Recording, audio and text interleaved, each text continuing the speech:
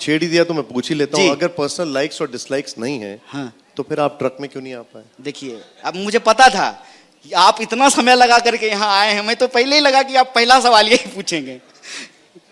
अव्वल तो ये जान लीजिए कि हम उस दिन बिहार के मतदाताओं के अधिकार की रक्षा के लिए सड़क पर उतरने के लिए आए थे, ट्रक पर चढ़ने के लिए नहीं आए थे। जहां ट्रक पर चढ़ने और उतरने का सवाल है, ये मुद्दा नहीं है।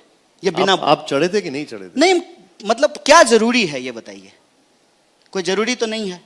मतलब आपका चढ़ना जरूरी नहीं है, हमारा पूछना जरूरी नहीं? नहीं, ना हमारा चढ़ना जरूरी है, ना हमारा उतरना मुद्दा है, ना हमारा चढ़ जाना मुद्दा है, ना आपके द्वारा इसका मुद्दा बनाना जरूरी है। क्यों पूछ रहा हूँ, उसके पीछे की वजह भी है, हाँ, वो भी मैं आपसे पूछ उसके लूंगा। पीछे की वजह सोशल मीडिया है, उसके पीछे की वजह लाइक डिसलाइक व्यू है, उसके पीछे का रीजन भी है, टीआरपी है, हम समझते हैं। आप अपना पॉइंट ऑफ व्यू रख दीजिए, फिर मैं पूछूंगा उसके पीछे। आप पहले बता दीजिए। आप पहले देखिए, उसमें विषय ये है कि महागठबंधन का एक कार्यक्रम है, सभी पार्टी के नेता और कार्यकर्ता वहां आए हैं, ठीक है। कुछ लोग जो है ट्रक पे खड़े हैं, हजारों कार्यकर्ता पैदल चल रहे हैं, हम भी उनके साथ पैदल चल रहे हैं। यह बिना बात का विवाद है, इसका कोई मतलब नहीं है। लेकिन यह चलता क्यों है? यह चलता इसलिए है क्योंकि यह टीआरपी का मामला है, इसमें मसाला है, इसमें सनसनी है, इसमें बिना बात का बात है। बिना बात का जब बात होता है ना, तो असली बात दब जाती है। और असली बात क्या है? असली बात यह है कि बिहार में जो मतदाता सूची परीक्षण का काम चल रहा है, वो दरअसल लोगों के मताधिकार पर हमला है। इस पर महागठबंधन का बंद था। चर्चा पूरे देश में इस बात पे होनी चाहिए। जबरदस्ती चर्चा इस बात का कर रहे हैं कि ट्रक पे चढ़े कि नहीं चढ़े। रिसेप्शन पार्टी है कि दूल्हा दुल्हन के साथ सबको फोटो खिंचाना जरूरी है? कोई मतलब है इस बात का? कोई लेना देना नहीं। चलिए, आपने इस पॉइंट और कोई विवाद भी नहीं है। ठीक है, आपने पॉइंट ऑफ व्यू रख दिया, मैं आगे बढ़ता हूं इस पर। जी, अच्छा है, आपने पॉइंट ऑफ व्यू रख दिया सबके सामने। कन्हैया जी, थोड़ी देर पहले इसी मंच पर जहां पर आप बैठे हैं और मेरी जगह पद्मजा थी, प्रशांत जी आए हुए थे जी।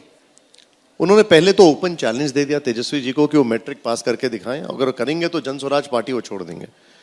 और फिर दूसरा चैलेंज उन्होंने ये कहा कि वो नवी फेल हैं, वो क्या विजन दे पाएंगे, वो क्या उद्धार कर पाएंगे बिहार का? देखिए, प्रशांत जी मेहनत कर रहे हैं, प्रशांत जी जनता के बीच में जा रहे हैं। मैं बार बार कहता हूं कि मेरी शुभकामनाएं हैं उनको, लेकिन मैं इस बात को स्वीकार नहीं करता हूं कि राजनीति को ना पर्सनल कुश्ती का विषय बनाया जाए। ये कोई ना WWF का मैच नहीं हो रहा है कि कौन किसको उठा करके पटक दिया। ये मुद्दा नहीं है। मुद्दा ये है कि क्या हम बिहार के लोगों के जीवन की जो चुनौती है, उस चुनौती को एज ए चैलेंज स्वीकार करते हैं कि नहीं करते हैं। और लोकतंत्र में नेता वही है जिसको जनता सम्मानित करती है। हम कितना भी अपने मन से बोल दें, सच यही है कि इस देश की जनता ने हमको कहा है कि सुनो, तुम अभी विपक्ष में रहो, सड़क पे जाकर के संघर्ष करो। समझ रहे हैं? और हमको करने भी यही आता है। अच्छा, देखिए, मैं आ रहा हूं। हमको करने भी यही आता है, हमको संघर्ष करने आता है, हम संघर्ष करते हैं। और जो संघर्ष करने वाले लोग हमारे साथी हैं, उनके साथ खड़े होते हैं। जो लोग राजनीति को ये पर्सनल नूरा कुश्ती का विषय बनाते हैं ना, वो मुझे लगता है कि राजनीति को डिरेल करते हैं। और किसी भी समझदार व्यक्ति को राजनीति को डिरेल नहीं करना चाहिए। राजनीति में जिस विचार को लेकर के आप चल रहे हैं, जिस मुद्दे को लेकर के आप चल रहे हैं, उनका ये कुछ और उसमें जनता आपके केंद्र में होना चाहिए। देखिए, उन्होंने बिहार की एक गांव खेड़े की महिला का उदाहरण देते हुए कहा कि उसने शादी के बाद भी ग्रेजुएशन किया। मुद्दा ये नहीं है कि वो पर्सनल नूरा कुश्ती कर रहे हैं। उनका ये कहना है कि इनके अंदर ये विल नहीं है कि ये अपनी पढ़ाई पूरी कर पाए, और क्योंकि ये नवी फेल हैं तो इनके पास विजन नहीं है कि बिहार को आगे ले जा पाए। उनका ये कहना है कि वो कॉम्पिटेंसी पर सवाल उठा रहे हैं। वो जो है तेजस्वी जी की योग्यता पर सवाल उठा रहे हैं। देखिए, एक बात है ना कि आप जब चुने हुए नेता की योग्यता इस आधार पे देखेंगे कि किसके पास कौन सी डिग्री है, तो लोकतंत्र में बड़ी दिक्कत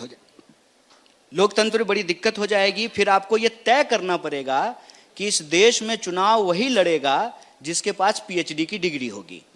अगर योग्यता लग जाएगा कि जिसके पास पीएचडी की डिग्री होगी वही चुनाव लड़ेगा, फिर तो जो है प्रशांत जी को भी पीएचडी करना पड़ेगा, क्योंकि पीएचडी तो वह भी नहीं है। आप समझ रहे हैं? लोकतंत्र में मैं आपकी सलाह मांग रहा हूं, क्या होना चाहिए क्वालिफिकेशन का क्राइटेरिया?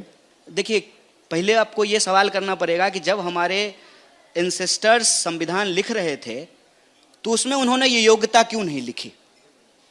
उसमें उन्होंने ये योग्यता इसलिए नहीं लिखी कि किसके पास डिग्री है कि नहीं है, इस आधार पर नहीं तय होगा कि वो नेता होगा कि नहीं होगा। किसके अंदर लोगों को साथ लेकर चलने की क्षमता है, उसके आधार पर लोग अपने प्रतिनिधि का चुनाव करेंगे। इसीलिए इसको क्राइटेरिया नहीं बनाया। ठीक है। आज की तारीख में अगर जो लोग ये क्राइटेरिया बनाना चाहते हैं तो ये आप और हम मंच पर बैठ करके ये क्राइटेरिया नहीं बना सकते हैं।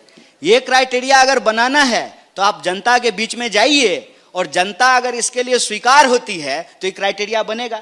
जब तक ये क्राइटेरिया नहीं बना है, मैं कहता हूं कि डिग्री के आधार पर यह सवाल नहीं पूछना चाहिए। हां, तब जरूर सवाल पूछा जाना चाहिए कि मैं एमए पास नहीं हूं और मैं कहूं कि मैं एंटायर पॉलिटिकल साइंस में एमए पास हूं, मेरे पास डिग्री नहीं है लेकिन मैं कंप्यूटर से जो है एक डिग्री आपको दिखा दूं। मैं कहूं कि मैं चाय बेचता था लेकिन कोई हमारा चाय पिया नहीं आज तक। मैं कहता हूं कि मैं एमए किया हूं लेकिन कोई सहपाठी आज तक मिला नहीं। अच्छा, तब आप सवाल पूछ सकते हैं। क्या तेजस्वी जी ने कहा कि मैं पीएचडी हूं? नहीं कहा उन्होंने। जब आप जेएनयू में थे तो अक्सर ये बोला जाता था कि आपकी पढ़ाई खत्म नहीं हो रही है।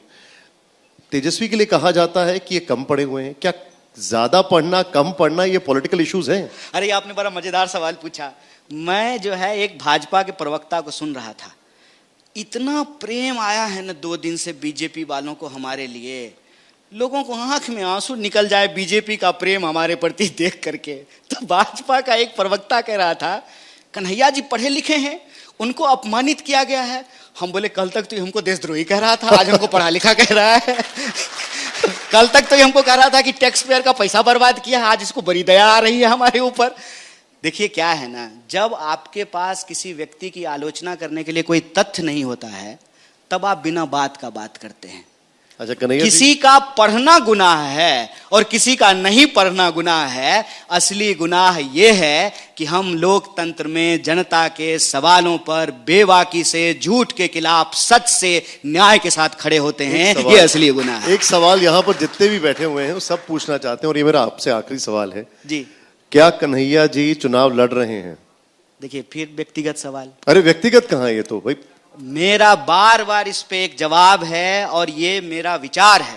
राजनीति में इस मत को लेकर के मैं बहुत ही ठोस तरीके से हूं और हमेशा इसकी वकालत करता रहूंगा। राजनीति पर्सनल चॉइस नहीं है, राजनीति एक सामूहिक जिम्मेवारी है। राजनीति के फैसले सामूहिकता के आधार पर लिए जाने चाहिए और राजनीति के सभी काम बराबर हैं। जैसे गाड़ी में हॉर्न इंपॉर्टेंट है कि ब्रेक, ब्रेक इंपॉर्टेंट है कि क्लच, क्लच इंपॉर्टेंट है कि एक्सीलेटर, ये आप तय नहीं करते हैं, सबके कॉम्बिनेशन से गाड़ी चलता है। वैसे ही राजनीति एक टीम वर्क होता है। जो चुनाव लड़ रहा है वो भी इंपॉर्टेंट है, जो बूथ पर पोलिंग एजेंट बन रहा है वो भी इंपॉर्टेंट है। पार्टी समूह से चलता है। पार्टी कहेगी तो चुनाव लड़ेंगे, पार्टी कहेगी तो पार्टी ऑफिस में खड़ा होकर के गेट खोलेंगे, दरवानी का काम करेंगे। यह भी राजनीति है। आपने जो पूछा उससे बस एक लास्ट सवाल छोटा सा, क्योंकि आपने कुछ बोला जो बिहार में कांग्रेस की गाड़ी चल रही है इसमें आप क्लच है, ब्रेक है, एक्सीलरेटर है, टायर है, क्या है? हम ऑलराउंडर हैं। क्या बात है, ठीक है। चुनाव और ये बात मैं इसलिए कहता हूं कि तो ऑलराउंडर तो चुनाव लड़ सकता है। हमने आपके टैक्स के पैसे से, इस देश के टैक्स के पैसे से पीएचडी की पढ़ाई है। तो हमारे अंदर मैं भाषण भी दे सकता हूं, मैं संगठन का काम करके पोलिंग एजेंट भी बन सकता हूं। 2 बार चुनाव लड़ा हूं, भले मैं जीता नहीं हूं लेकिन मैं चुनाव हुआ विपक्ष हूं, तो मैं चुनाव भी लड़ सकता हूं, संगठन का काम कर सकता हूं, प्रचार कर सकता हूं। पार्टी जो काम करेगी वो काम करेंगे। मैं क्रिकेट में एक ऐसा प्लेयर हूं, विकेट कीपिंग भी करा लीजिए, बॉलिंग भी करा लीजिए, बैटिंग भी करा लीजिए, फील्डिंग भी करा लीजिए, हमको सब कुछ करने। हमारे साथ एक और क्रिकेट के प्लेयर यहाँ पर आने वाले हैं थोड़ी देर में, वो है तेजस्वी जी। लेकिन एक बात इन्होंने बोल दी है कि ये कांग्रेस की जो बिहार में गाड़ी है उसमें ऑलराउंडर है, क्लच भी है, टायर भी है, एक्सीलरेटर भी है, ब्रेक भी है। बहुत बहुत शुक्रिया, बहुत धन्यवाद, थैंक यू सो मच।